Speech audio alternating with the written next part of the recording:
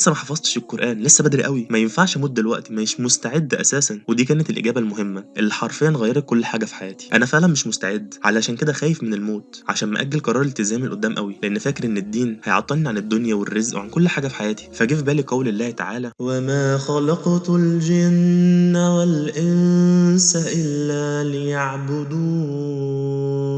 فبقيت قاعد مصدوم من نفسي، هو إيه العك اللي أنا عايش فيه ده؟ ولحد إمتى هافضل مأجل كل خطواتي ناحية ديني وآخرتي؟ بس المرة دي لأ، الوضع مختلف، وسحبت قلم من جنبي وجبت صفحة جديدة في كتاب حياتي، وقررت إن من اللحظة دي مش هأجل قرار توبتي تاني، ولا قرار التزامي، ولا قرار حفظ القرآن ودراسة العلوم الشرعية. وخططت ليومي فعلا، نص للسعي وللنجاح والنص التاني لديني، وكنت فاكر إني مش هعرف أنظم بين الاتنين والدنيا هتكون صعبة، لكن والله العظيم وجدت بركة وفتوحات عمري ما كنت أتخيلها، وعرفت إزاي أصلا أخلي يومي كله لله، سواء في النص اللي بسعى فيه للتفوق أو النص التاني اللي بتعلم في ديني. وبقيت حرفيا كل يوم بجتهد فيه